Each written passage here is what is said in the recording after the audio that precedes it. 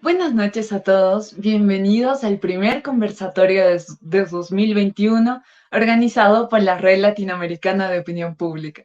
Mi nombre es Camila Loaiza, soy la directora de contenidos de la RELOC y moderaré el conversatorio de hoy. En 1966, durante una entrevista, John Lennon pronunció una frase que hizo enfurecer a miles de cristianos alrededor del mundo. We are more popular than Jesus now. Este breve conjunto de palabras, claramente retirado de un contexto donde cobraba otro sentido, fue la excusa suficiente para que protestas en países como Estados Unidos, España y México se llevaran a cabo.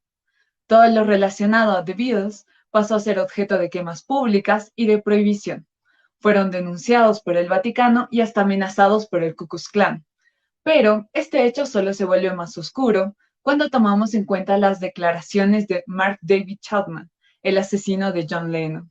Chapman declaró que consideraba lo dicho por Lennon como una blasfemia y que lo enfurecieron aún más otras canciones que hizo el artista británico relacionadas a la religión. Pero, ¿por qué iniciar este conversatorio con este ejemplo de cancelación que terminó en una tragedia? Hay dos intenciones claras por detrás de esto.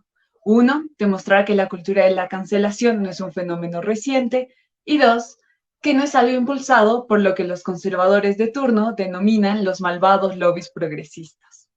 Estos últimos años hemos presenciado diversas cancelaciones de celebridades, como Kevin Spacey, Woody Allen, pasando por youtubers como Chumel Torres o Forfast.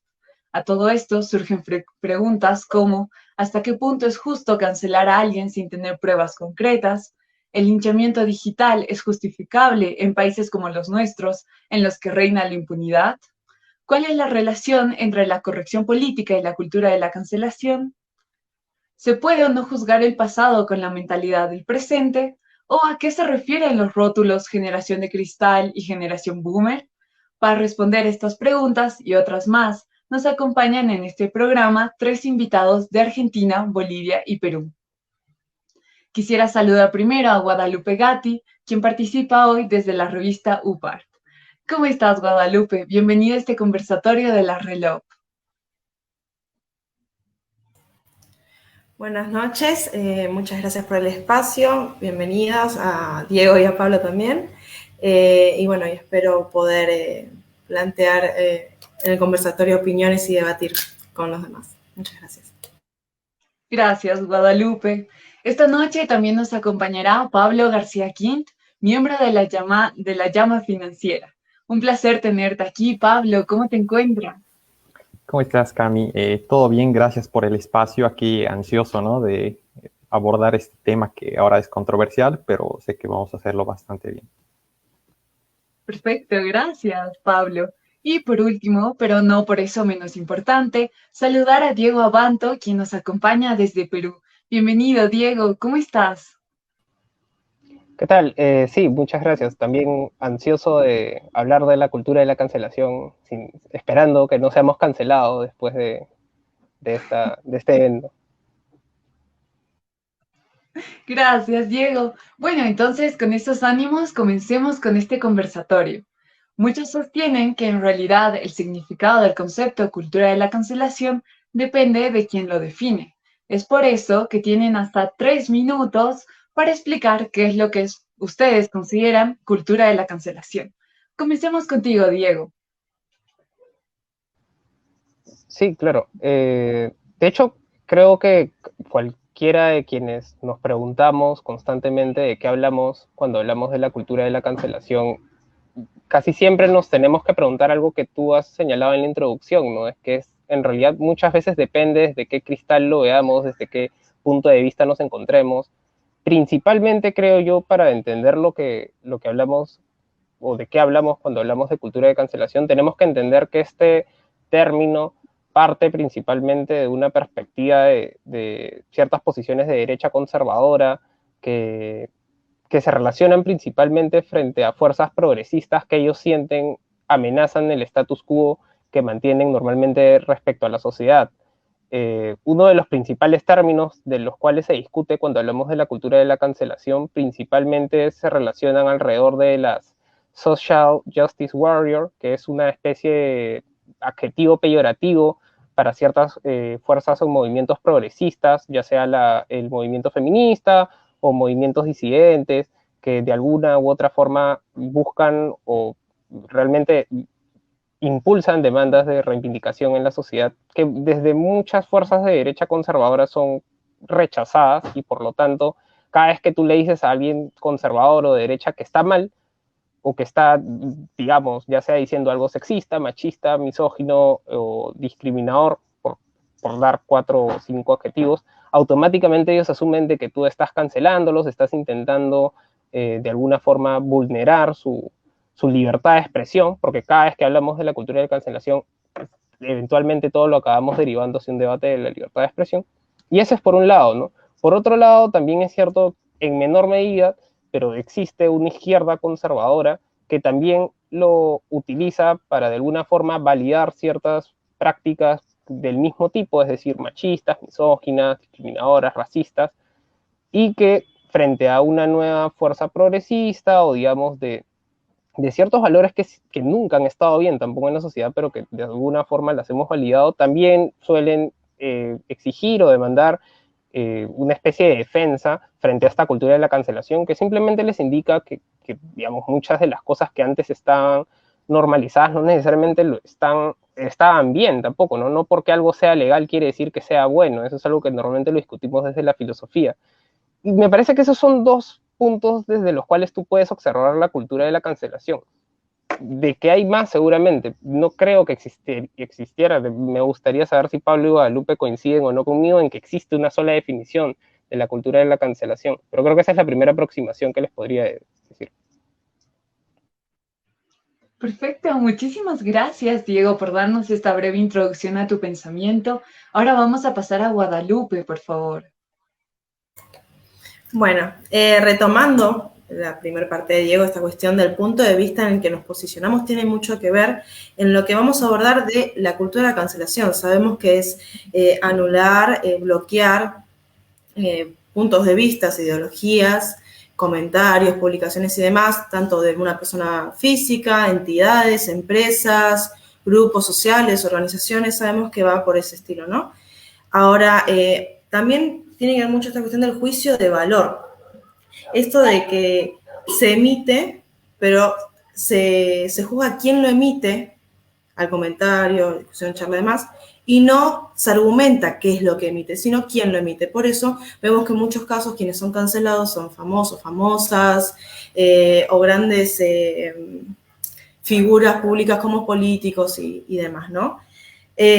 Ahora, esta cuestión de también qué genera esta cuestión de la cancelación, que no es solamente desde las redes sociales, desde lo que es la visión más global que sabemos, sino desde ya estratos muchos más intermedios, como un bullying grupal, la cancelación de una persona, y a partir de la cancelación de esa persona un grupo se pone de acuerdo y directamente genera lo que podríamos determinar como un bullying grupal, esa cuestión de, bueno, no estamos de acuerdo con lo que estás planteando, pero bueno, se da en conjunto y es mucho más, como más fuerte. Ahora, por otro lado, tenemos esta cuestión de lo que vendría a ser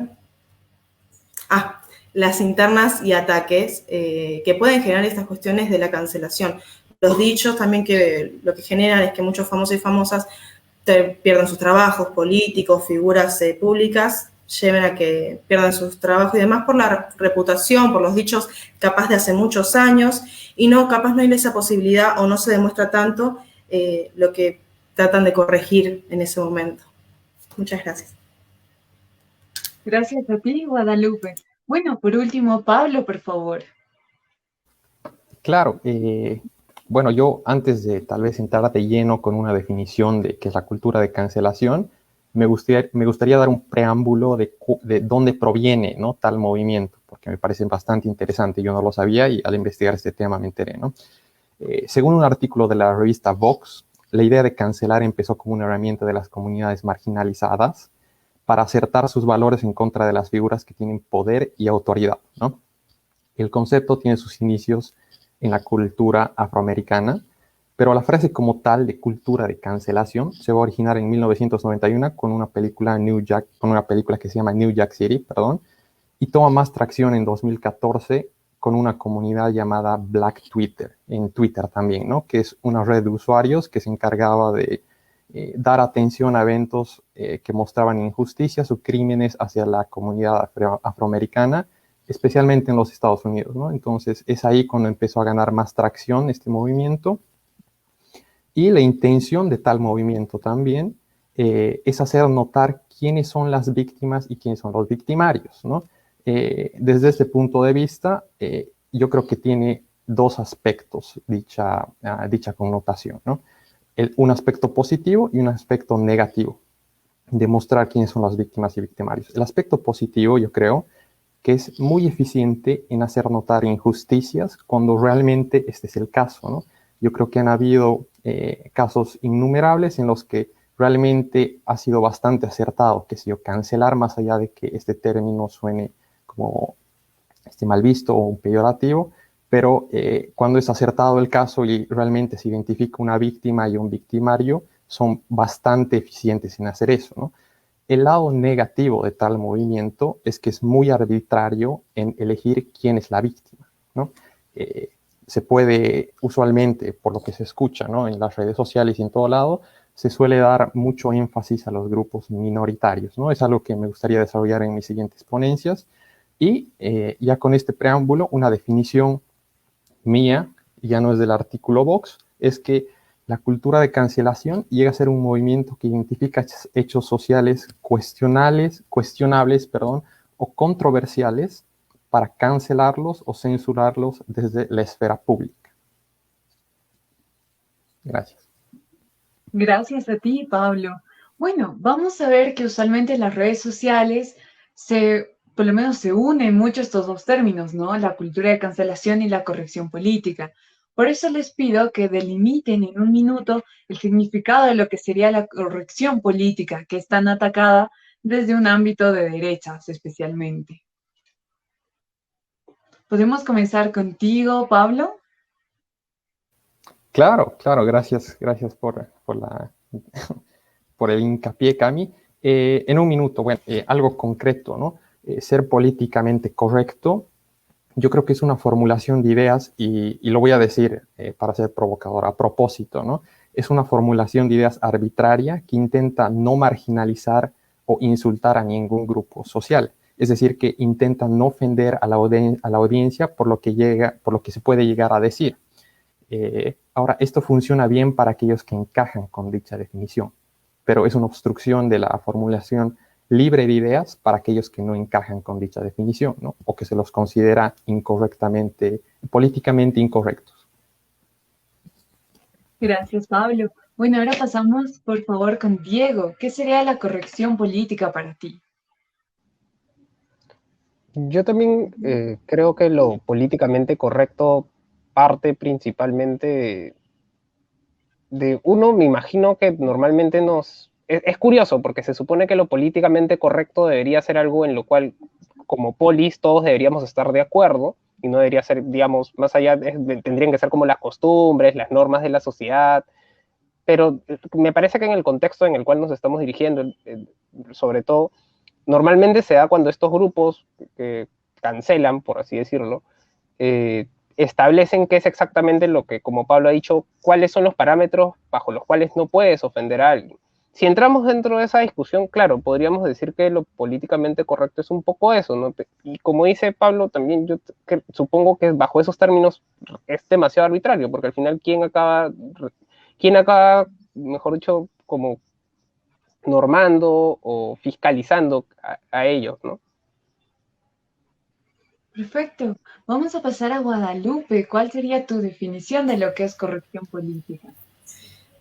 También desencadenando lo que decía Pablo y Diego, es un fenómeno social que surge como censura de un ambiente cultural y de ideas. También viene de esta cuestión de la narrativa dominante. Estos grupos sociales contra otros grupos sociales quieren imponer ideologías. Bueno, de ahí también viene esto, lo que es políticamente correcto. Esto es políticamente correcto y esto no lo es, como han pasado en pequeñas situaciones. Muchas gracias. No, de nada. Más bien gracias a ti, ¿no? Y esta cuestión de lo políticamente incorrecto, de alguna forma, Ustedes lo ven como un escudo para disfrazar discursos de odio. Vemos a figuras como Bolsonaro, Trump, por ejemplo, que se escudaban bajo esta bandera de, no, pero yo voy a luchar en contra de esta dictadura de lo políticamente correcto y voy a decir lo que prácticamente yo quiera, ¿no? ¿Cómo lo ven ustedes? ¿Cómo analizan estos fenómenos? ¿Se encubre a través de lo políticamente incorrecto, discursos de odio o no? Podemos comenzar contigo, Guadalupe.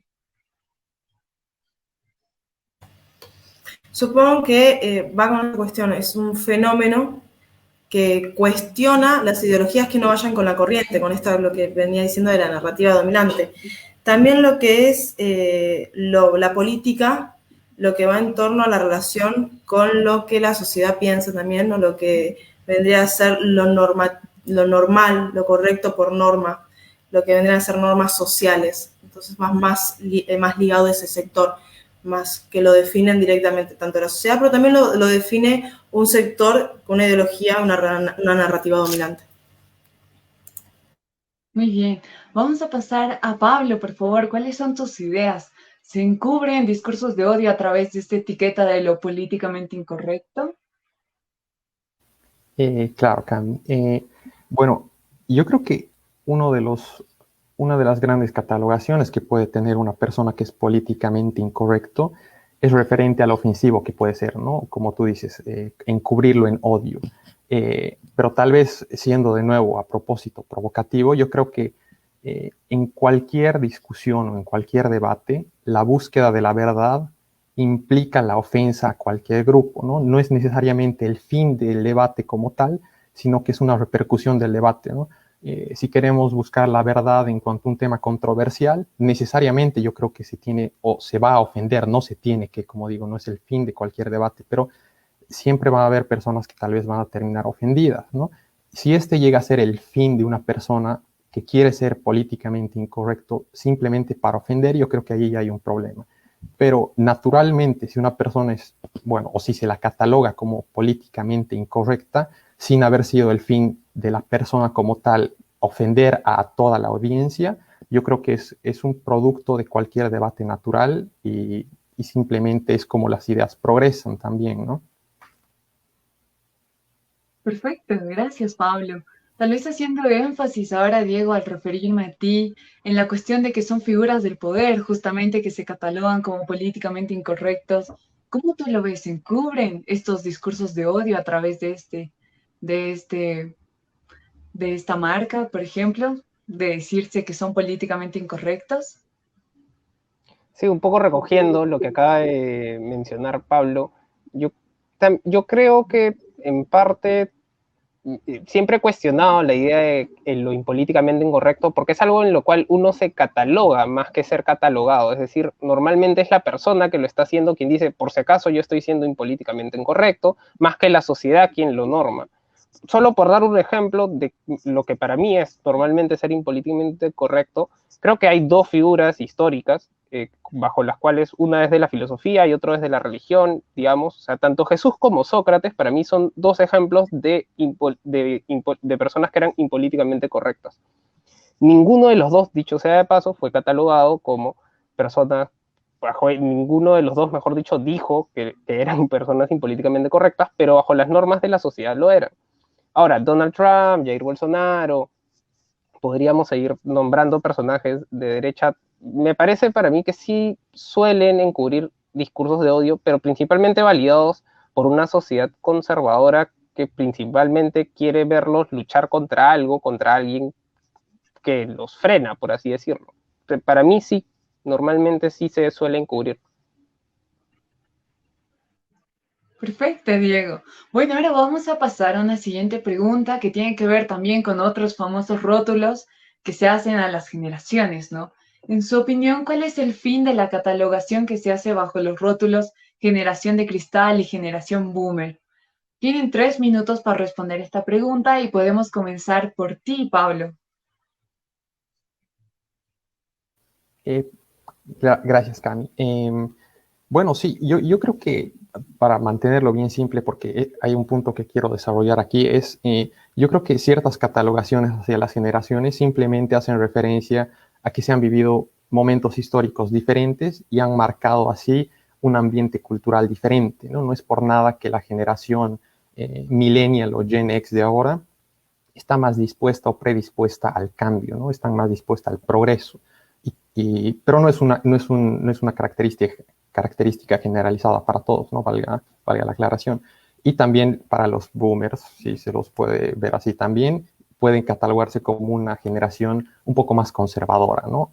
Cuando se les ofrece un cambio, tal vez están un poco más propensos antes de tomar un paso adelante, ver algunas cuestiones que impliquen, ¿no?, cierto cambio. Entonces, yo creo que ciertas catalogaciones simplemente son para distinguir dos generaciones diferentes, como lo decía, y también mostrar los ambientes culturales diferentes. Sin embargo, el punto que quiero hacer énfasis es generación de cristal. ¿Por qué se podría catalogar una generación como generación de cristal, ¿no? Esto llega a ser de cierta manera hasta peyorativo para alguien, ¿no? O sea, es como un insulto decirle te ofendes de todo, ¿no? Pero yo creo que está íntimamente relacionado con el origen de los movimientos que justamente han nacido o están tomando más tracción en esta generación, ¿no? Como son la cultura de la cancelación o ser políticamente correcto. Primero que nada, hay un posmodernismo muy arraigado, creo yo, para ver la generación de cristal, ¿no? Una de las premisas del posmodernismo es que hay una manera infinita de interpretar cualquier conjunto de fenómenos, ¿no? Esta llega a ser una primera premisa para ver por qué se puede catalogar a la generación de cristal como una generación de cristal. Y la segunda premisa viene de un marxismo, creo yo, de un neomarxismo, en el cual la premisa llega a ser ver la realidad a través de una relación de un oprimido y un opresor. Cuando estas dos ideas confluyen, la premisa central es que todas las formas de organización dentro de una sociedad están basadas en jerarquías de poder, ¿no? Cuando se toma esta premisa como cierta, la generación de cristal surge, ¿no? Porque al ver una relación entre oprimido y opresor, cualquiera se pone susceptible, ¿no? Y además, con el posmodernismo, que ya lo venía definiendo, uno puede interpretar cualquier jerarquía dentro de la sociedad de tal manera que pueda hacer ver esta relación entre oprimido y opresor, ¿no? Entonces, es así que bajo cualquier argumento se puede armar cualquier argumento bajo cualquier fenómeno social de tal manera que pueda ser de cierta manera ofensivo para una generación, ¿no? Es por eso que también se lo puede llegar a catalogar como generación de cristal. Y simplemente quería desarrollar ese punto, ¿no? Gracias por el tiempo, Cami. Perdón por pasarme. No, tranquilo, Pablo. Lo importante es que tengan el tiempo suficiente para desarrollar sus ideas. Vamos a ver, Diego, según tú, ¿qué se busca al poner estos rótulos a ambas generaciones, tanto a la de cristal como a los boomers, por ejemplo? No sé si te puedo decir qué se busca, porque no los uso personalmente, pero te puedo decir lo que yo creo que se entiende o que al menos la intención detrás de ambos rótulos, ¿no? Sobre todo, invirtiendo el orden que le ha dedicado Pablo, para mí la generación boomer principalmente es una generación, por lo que entiendo, además de que pertenecen a los baby boomers, es decir, toda esta generación post Segunda Guerra Mundial en la cual hubo un boom de nacimientos de bebés, es decir, me parece que nacen precisamente y se usa el término para personas que pertenecen a una, no sé si decir versión oxidada o antigua de la sociedad, no tan antigua diría yo, pero en todo caso a un entendimiento, a una relación social que ya no es tan actual como antes, es decir, personas que se han quedado como atrapadas, estancadas en el tiempo. Siempre he sentido que el término boomer se utiliza un poco para ello, mientras que el término de generación de cristal siempre se ha relacionado frente a personas, digamos, no sé, de un rango de edad actual, que suelen, como se dice, ofenderse por todo. De ahí la generación de cristal, porque es una generación a la que casi no le puedes tocar ningún tema porque automáticamente se van a ofender, se van a picar, te van a cancelar, y digamos, no puedes sostener ningún tipo de discusión. Yo creo que, y me parece que lo han señalado, ambos términos llegan a ser hasta cierto punto peyorativos, pero de cierta forma buscan describir una especie, intuyo yo, de forma de pensar de generación, de ciertas generaciones. Gracias, Diego. Muy bien, ahora pasemos contigo, Guadalupe. También tú podrías tal vez dilucidar cuáles son los objetivos detrás de esta catalogación bajo los rótulos de generación de cristal y generación boomer.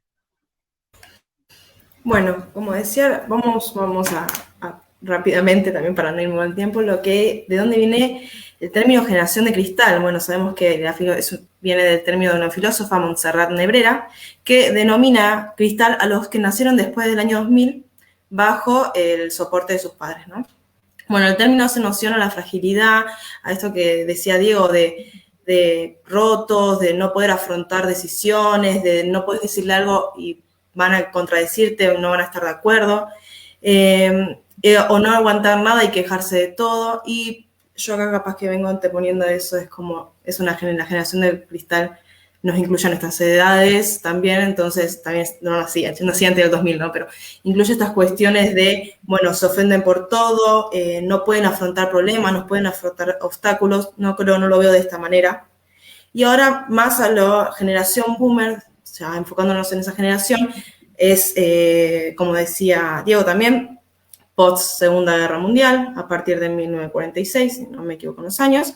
Y bueno, es esta cuestión también no solamente de quedarse, como decía Pablo, culturalmente atrasados, por decir una cosa, sino que es una generación que tuvo la televisión, por ejemplo, que modificaron sus métodos de entretenimiento, sus métodos de informarse. Entonces, también trajo esa cuestión de bases de esperanza y bases de modificación de hábitos de vida, cultura e ideología también, ¿no? Y bueno, hay un choque entre las dos culturas, pero no es un choque tan significativo. Creo que la cuestión de esta generación de cristal viene a traernos las discusiones, no viene a traernos esta cuestión de, bueno, no aguanto nada y me quejo de todo, sino que viene a traer esta cuestión de vamos a construir juntos, vamos a no ofendernos, sino a decir esta cuestión de, más que nada, poder construir en ambiente de igualdad y demás. Yo lo veo más desde esa posición, a partir de lo que dijeron los demás panelistas. Gracias, Guadalupe. Bueno, hemos llegado a la mitad del programa, estamos a punto de ir a una pausa y yo quiero invitarlos, rescatando el comentario de Omar, que visiten el canal de YouTube de la revista OPART, porque allí ellos tienen un podcast justamente referido a qué sería la generación de cristal. Está muy bueno, así que está realmente para que lo vean y lo disfruten. Ahora sí, vamos a una pausa.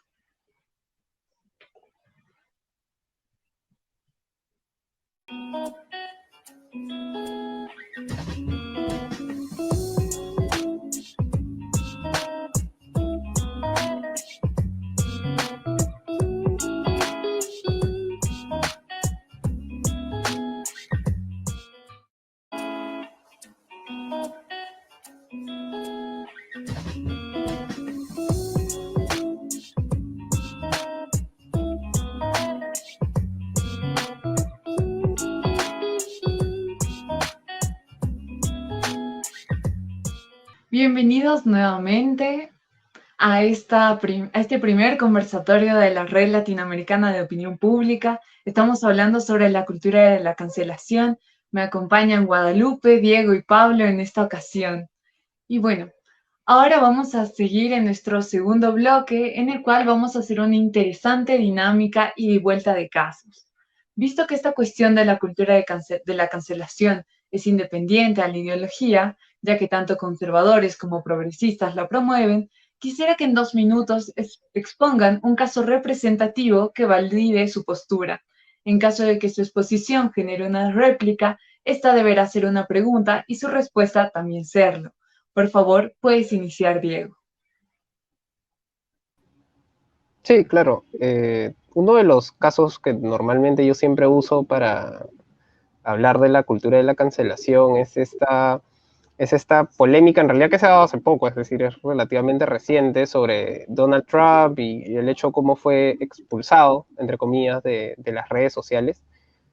Normalmente para mí ese caso es representativo de la cultura de la cancelación, no tanto por Trump, sino un poco por la polémica que digamos, se está dando cada vez más en entender cuán cancelable es una persona del poder y de la extensión del poder, además, que tiene Trump en la vida real, y cuánto realmente le afecta esta cancelación virtual, si podemos decirlo así, Es decir, ¿realmente existe una cultura de cancelación para una persona cuyo poder no se encuentra y no reside en la virtualidad? Realmente se ve afectada en la vida diaria. Es decir, Trump va a seguir siendo una persona poderosa y, digamos, en muchos casos déspota fuera de redes sociales. Ya lo era antes, lo va a seguir siendo después. Es un interesante caso. Justamente hemos compartido una infografía en nuestra página acerca de este tema. Ahora, por favor, Guadalupe, tú expónnos un caso que tú creas emblemático relacionado a la cultura de la cancelación. Hay muchos casos en realidad, pero bueno, me voy a derivar más a lo que es la cuestión de famosos, capaz. No voy a poner nombres, voy a decir con famoso. Por tal hecho denominado violencia de género, lo popularizaron así los medios, no hay evidencias ni causas ni nada por el estilo, sino solamente que es una cuestión de réplica de las redes sociales, de todo esto nuevo, que la cultura de la cancelación viene de esta cuestión de las redes sociales, es muy nueva la cultura de la cancelación y lo políticamente correcto. Entonces, bueno, tal persona famosa, también para resguardar la identidad, perdió contratos y demás, todo lo que tendría que ser como figura pública, y se basa en esa cuestión de, bueno, lo cancelaron, no dejaron postular su defensa, vendría a ser en las redes sociales, en los medios, y sobrevalorizaron lo que vendría a ser las otras palabras. No es una cuestión de guerra, no es antifeminismo para nada, yo me considero feminista, pero es una cuestión de esto, de que si el feminismo va ante la igualdad, por ejemplo, no cancelar las demás voces. Bueno, y en relación a lo de Trump, hay que destacar también que Trump en su momento no dejó que TikTok pudiera ejercer en Estados Unidos, que es otro tipo de cancelación también. Está bueno analizarlo también en ese sentido.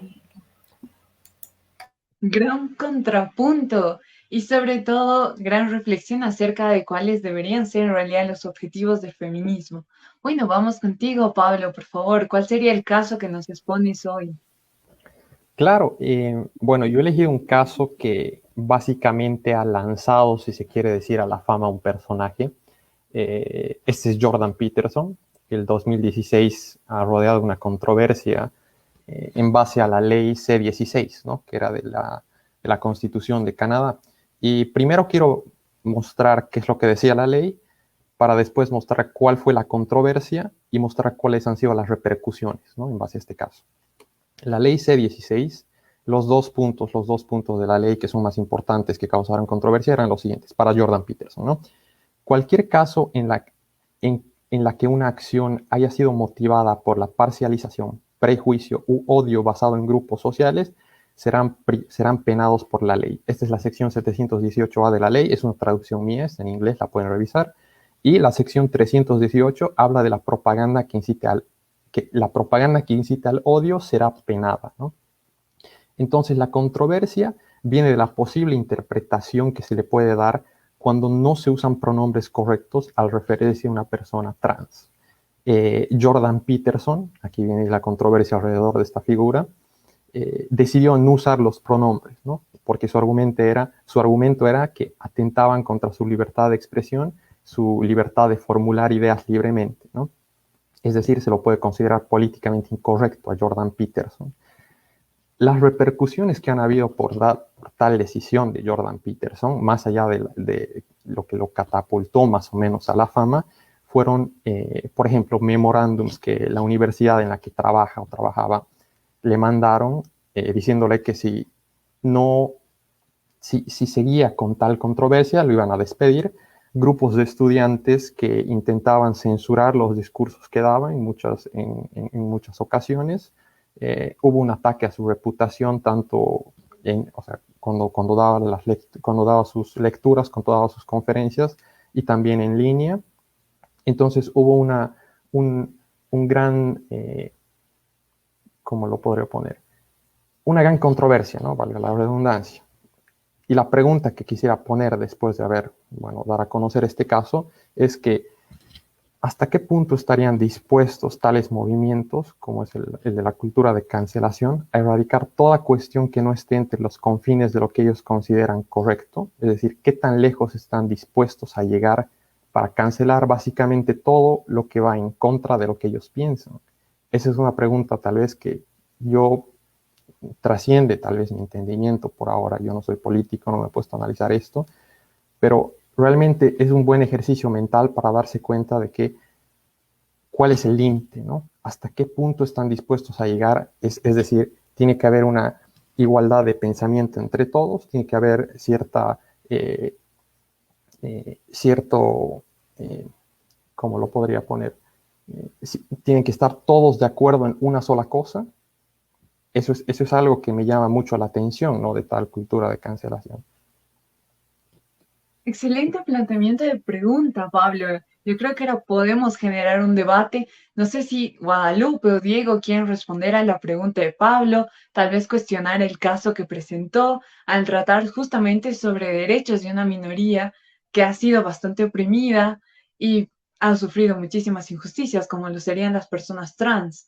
¿Alguno de ustedes quisiera responder a lo que planteó Pablo? Sí, Guadalupe, bueno, por favor. concuerdo con Pablo esta cuestión de la cultura de cancelación en minorías y de ideologías y también muy relacionado a lo que es la libertad de expresión, capaz, ¿no?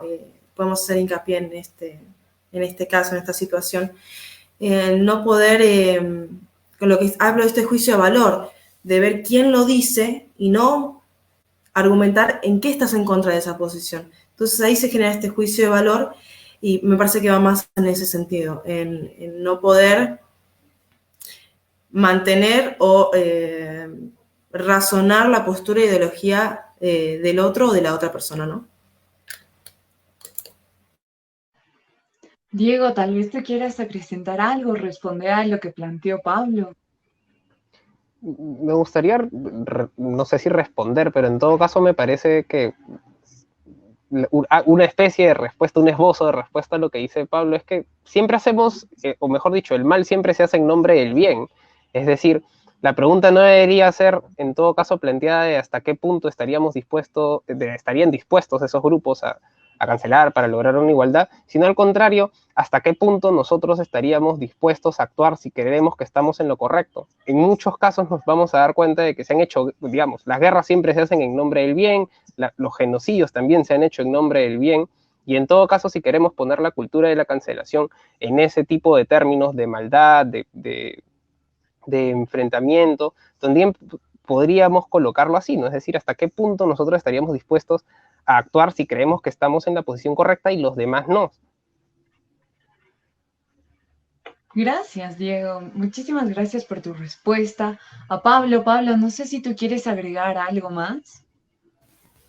Claro, sí.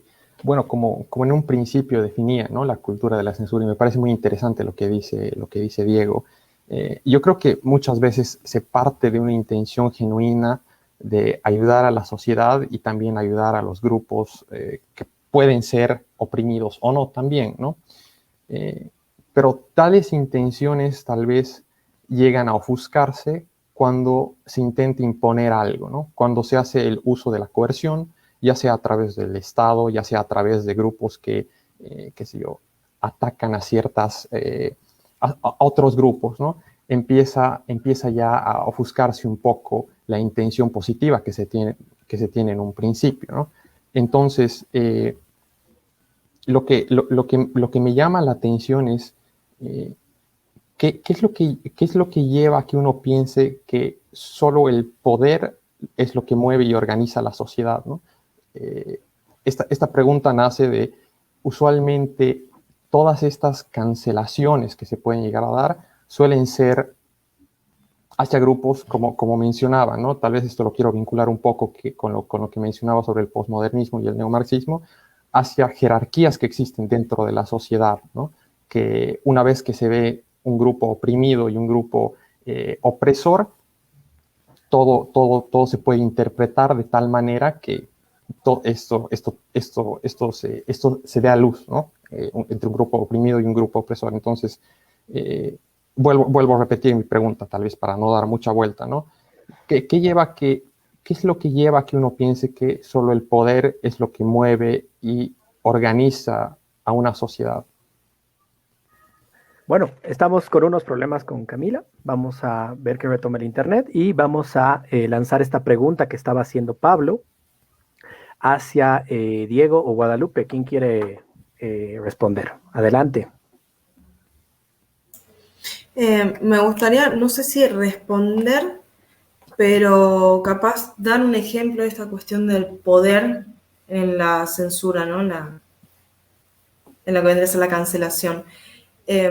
Bueno, acá durante la dictadura se quemaron muchos libros de casas, de bibliotecas, que tienen que ver con la educación, con posturas ideológicas, e incluso se canceló música de grandes cantantes, cantautores. Entonces ahí decís, bueno, esa coerción de la cual habla Pablo se ve muy interpelada en esta cuestión de que no es algo actual la cancelación, pero se denota mucho más actualmente, ¿no? Pero viene de hace muchos años, entonces capaz no te llevo a responder, pero te llevo a dar un ejemplo de también por qué lo asociamos mucho, por ejemplo, acá en Argentina, con esta cuestión del poder, de dónde viene esta coerción, ¿no? Como vos decís, pero bueno, es más que nada un ejemplo, pero no sé si te llevo a responder en sí. No sé si, digamos, intentando responder también a Pablo y retomando un poco lo de Sócrates. Sócrates ha sido quizás también uno de los personajes que ha sido exitosamente cancelados, y si repasamos brevemente su cancelación, es la apología, digamos, si nos ponemos a pensar que tanto las cancelaciones de algunos personajes históricos llegó a ser la muerte, nos vamos a dar cuenta de que el ostracismo al cual nos arroja la cancelación virtual no llega a ser tan dramática como perder la vida. Y digamos, en el caso de respondiendo, ahora sí, partía lo de Sócrates por un punto muy específico de lo que mencionaba Pablo, que es que cada vez que esta cancelación ha llegado a la muerte, normalmente se ha dado porque la persona cancelada, tanto Sócrates como Jesús, llegaron a incomodar a figuras de poder. Es decir, tanto Sócrates fue cancelado y digamos, condenado a muerte después porque las personas a las cuales él llegó a incomodar, a fastidiar, fueron precisamente figuras de poder dentro de la sociedad griega, igual a Jesús. Es decir, yo creo que sí, normalmente el poder acaba siendo una de las relaciones que principalmente maneja una sociedad. No diría que es la única, pero sí podríamos decir que es una de las más fuertes. Atraviesa casi todas las bases de la sociedad, bajo mi perspectiva. Diego, ¿cuáles otros elementos, además del poder, tú podrías distinguir sobre que puedan, digamos, dirigir este tema de la cultura de cancelación? Al final de cuentas, es la respuesta a la pregunta inicial que hacían. El poder o las élites de poder, como decía Guadalupe, son las que van a definir qué es lo correcto y qué es lo incorrecto. Pero tú dices que no es la única. ¿Qué otros, además del poder, pueden ser? ¿Qué otros elementos?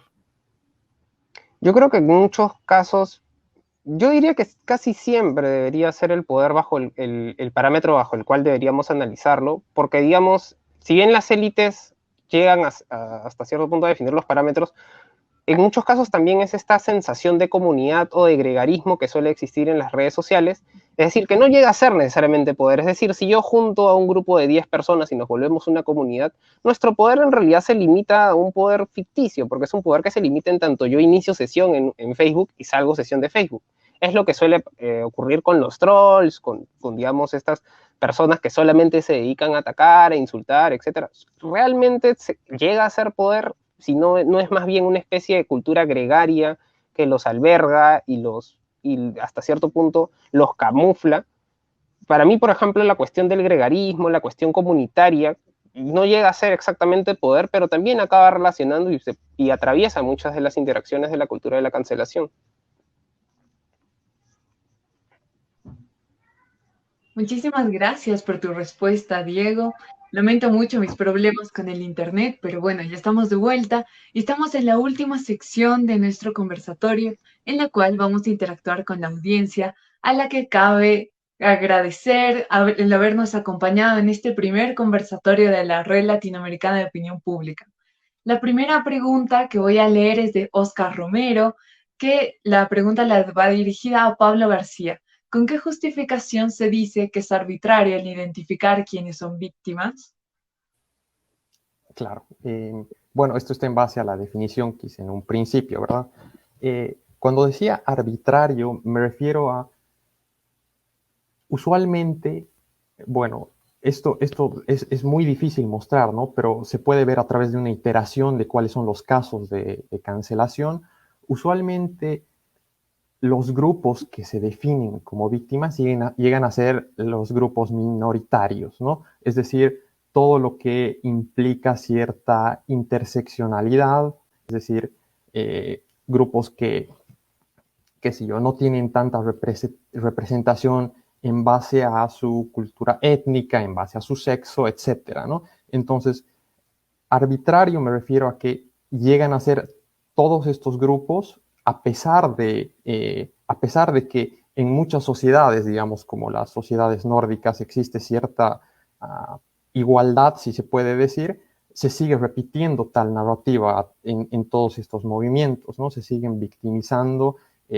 No quiero en ningún momento sonar ofensivo ni peyorativo, ¿no? Yo sé que muchos movimientos que exigen derechos son legítimos, pero, como decía, ¿no? La iteración de muchos de los movimientos que implican esta cultura de cancelación se da usualmente en grupos minoritarios, ¿no? No se da, por ejemplo, un grupo conservador no se puede victimizar hoy en día, ¿no? Sería muy raro ver un grupo conservador que diga nosotros somos las víctimas, aunque puede que pase, no tienen mucha tracción en el ámbito social, ¿no? Pero eso a lo que me refería con arbitrario.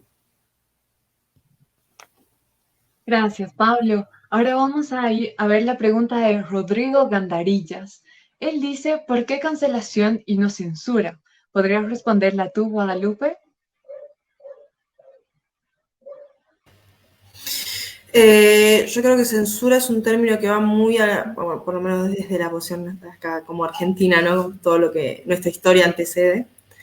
Va muy arraigado a las épocas de la dictadura, la censura, y la cancelación va más arraigado a un ambiente democrático, pero en fin y en cabo es una cancelación que está muy actual en términos en redes sociales, en términos de las fake news, en términos más que nada con la pandemia, lo que transcurrió en la pandemia con la fake news y el término de cancelación va más arraigado de eso, y la censura es algo como mucho más, ¿cómo explicarlo? Sería como mucho más preponderante, vendría a ser.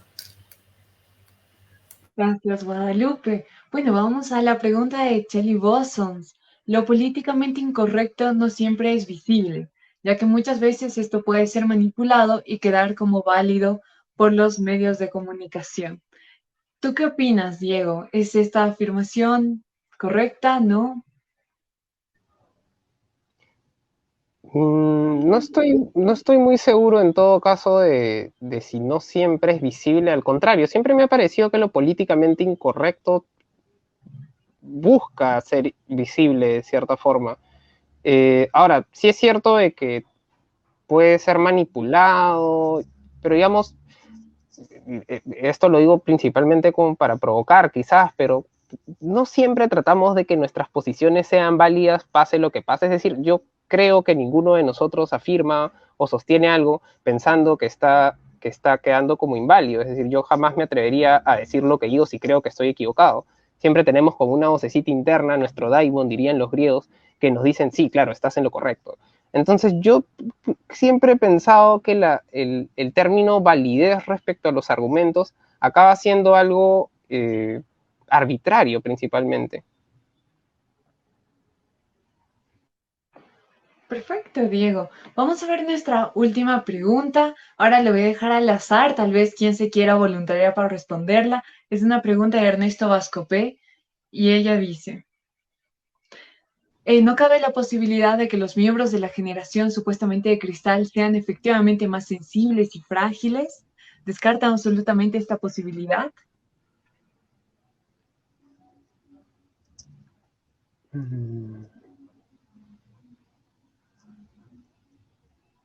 ¿Se permite? Permiso. Claro, Guadalupe, por favor. Creo que desde mi punto de vista lo descarto, pero en el sentido de que, bueno, sí, ahora basándose en tasas de suicidio, estatus socioeconómico y demás, puede ser sí, verdad, no estoy al tanto estadísticamente de cuáles son las tasas de suicidios, de estrés, de depresión y demás, pero creo que todas las generaciones a ver, transcurrieron por esto de la fragilidad, de tensiones, y yo más que nada en la sensibilidad, más creo que todas las generaciones lo pasaron.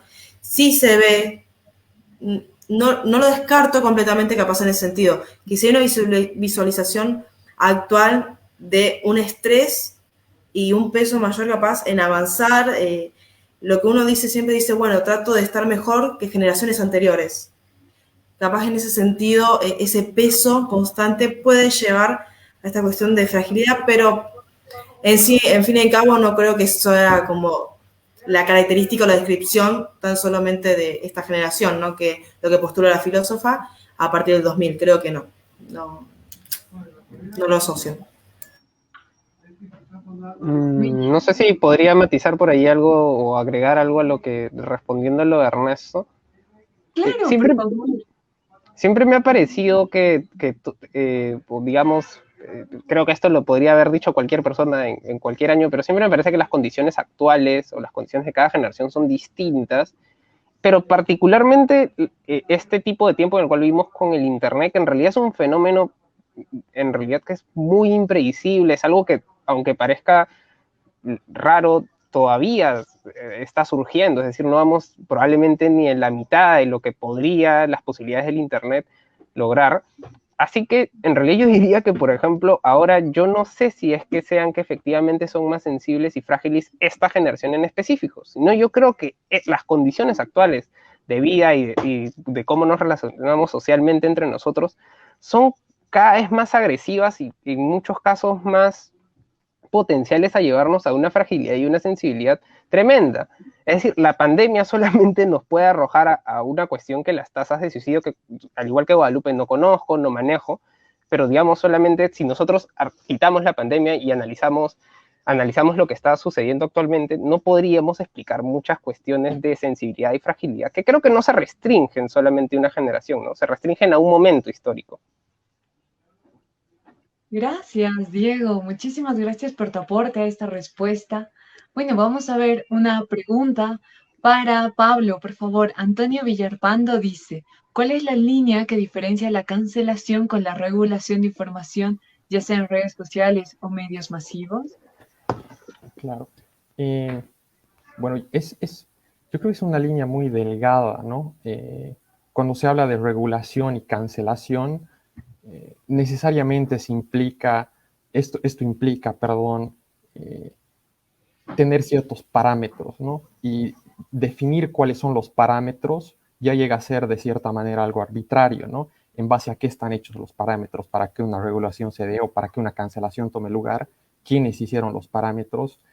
Todo este tipo de preguntas nos lleva a pensar que esto puede llegar a ser incluso un atentado contra la libertad de expresión, que es el caso más común en cuanto a la cultura de la cancelación o en cuanto a cualquier tipo de regulación, ¿no? Entonces, para no dar una respuesta así que tal vez no sea muy clara, la pregunta que, de nuevo, vuelvo a reiterar, ¿no? Haría yo a la pregunta que hacen es, ¿qué es lo que definiría ciertas regulaciones, ¿no? O sea, ¿quién define qué es ofensivo para que se regule o quién define qué es ofensivo para que algo se cancele?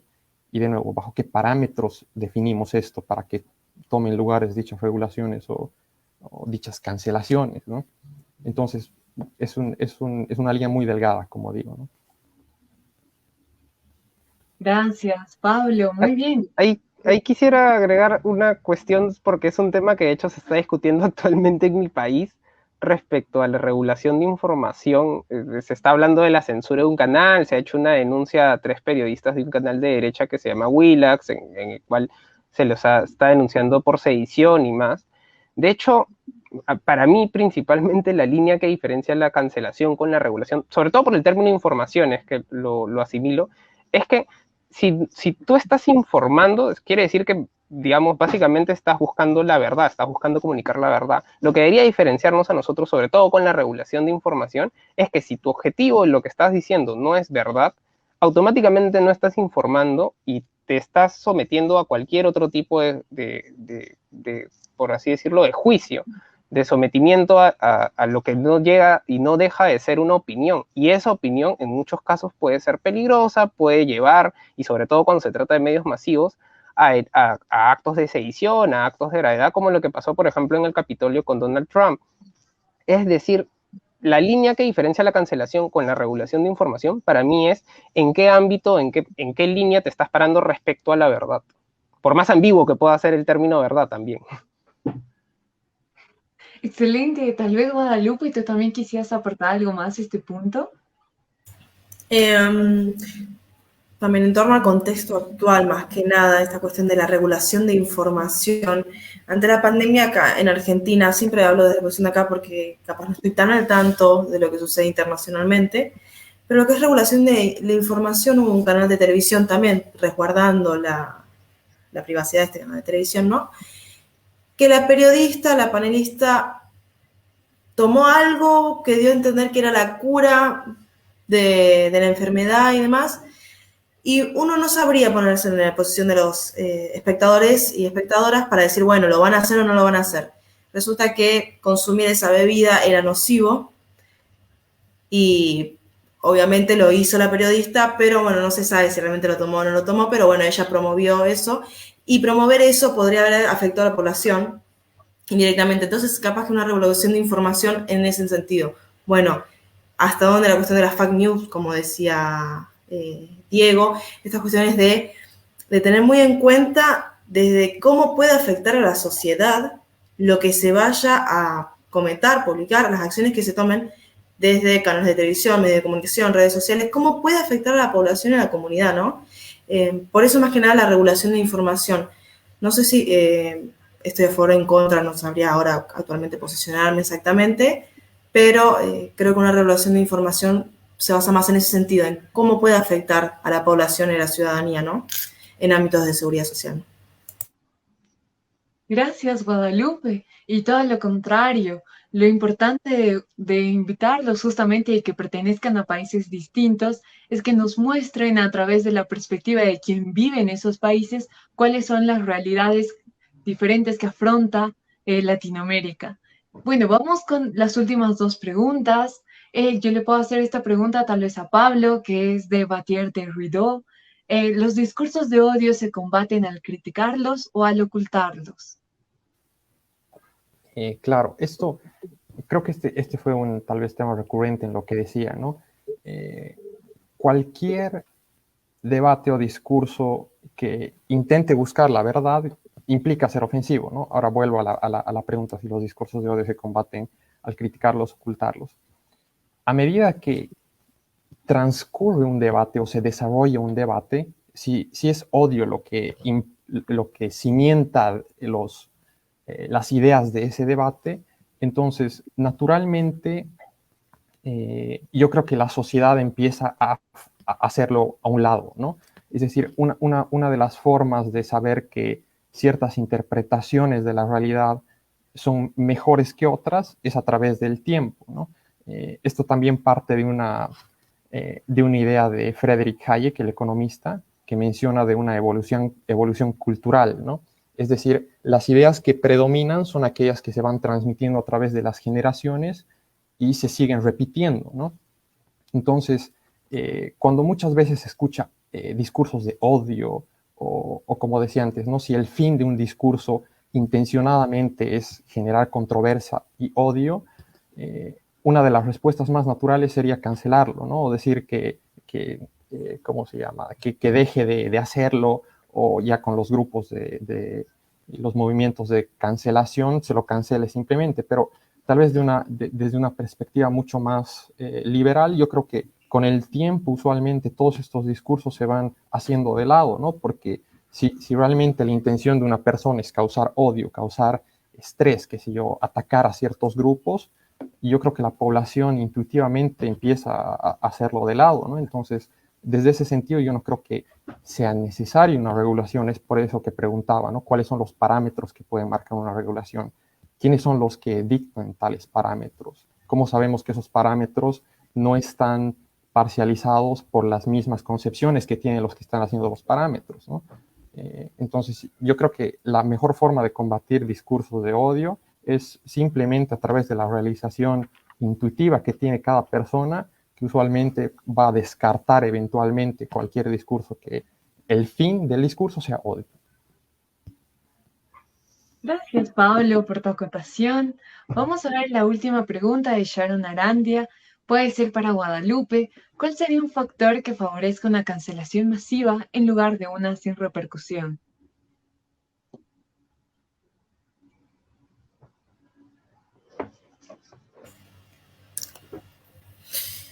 Creo que una de las grandes, un factor muy grande serían los medios de comunicación, ¿no? Acá en las redes sociales y también lo que vendría a ser lo correcto para las comunidades o para la población, ¿no? Lo que es correcto y lo que no es correcto, lo que está bien, lo que no está bien, lo que se puede juzgar, lo que no se puede juzgar y quién lo dice también. Creo que esa cancelación masiva se da más desde un punto de sentido, desde el punto de vista más vendría a ser de lo social y en lugar de una sin repercusión depende mucho de las figuras y de los medios que transcurran. Capaz que dos figuras diferentes dicen lo mismo, la sociedad se contrapone a la que dice la figura de mayor reconocimiento, ¿no? Va más por en este sentido, ¿no? Gracias, Guadalupe. Bueno, en nuestra última sección les doy un minuto para que tal vez ustedes expongan sus ideas, algo que les quedó en el tintero o hagan una reflexión final. ¿Les parece? Podemos comenzar contigo, Diego. Sí, claro.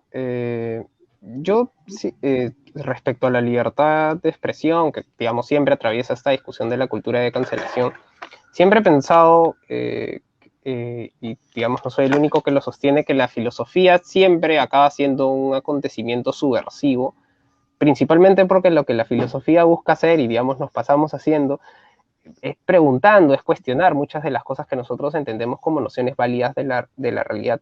Yo no estoy tan seguro como Pablo de que siempre que nos centremos netamente en que siempre tengamos que ofender en la búsqueda de la verdad, pero en todo caso sí incomodar. Me parece que el término para mí siempre acaba siendo incomodar.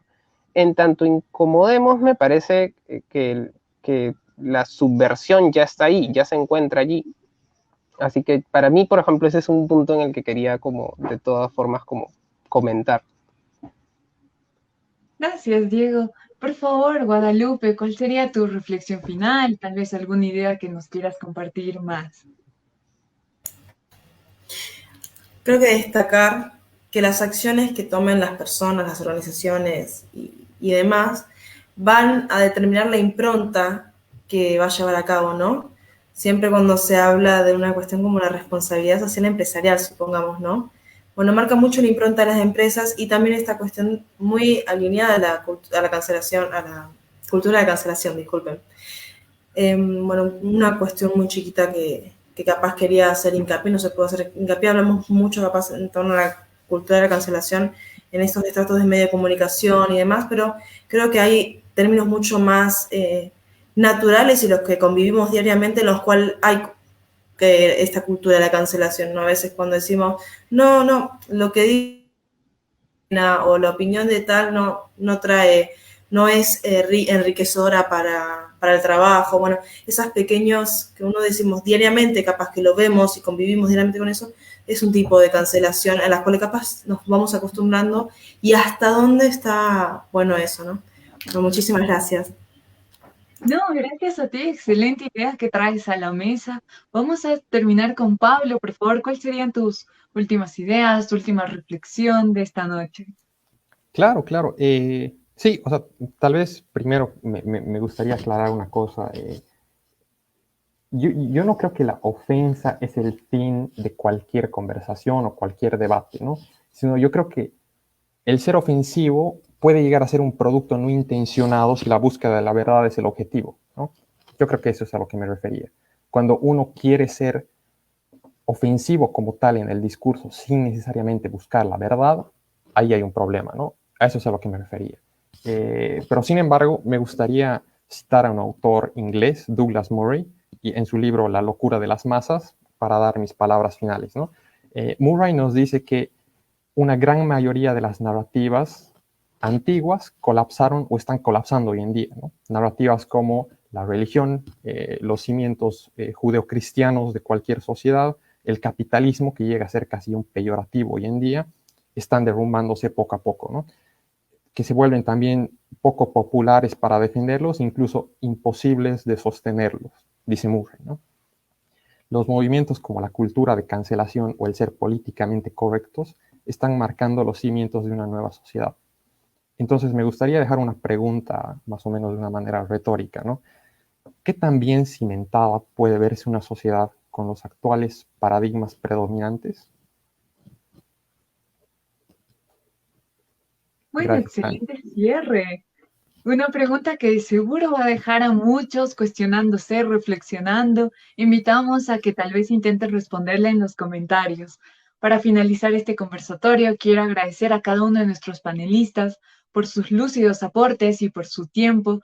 Gracias Guadalupe, Diego y Pablo, así como también agradecer a todos los que han hecho posible este evento, especialmente al equipo que conforma la Red Latinoamericana de Opinión Pública. Ha sido muy provechoso poder reflexionar y dialogar en tanto a lo que es la cultura de la cancelación, una nueva casa de brujas o un enemigo imaginario. Decirles a nuestros queridos espectadores que apreciamos sus comentarios y opiniones, recalcando que el próximo mes vamos a abordar el tema de la persecución política. Me despido y será hasta una próxima oportunidad. Muchas gracias. Gracias, Cami. Un gusto hablar con Diego y Guadalupe. Igualmente, Sí, muchas gracias, un gracias. gusto.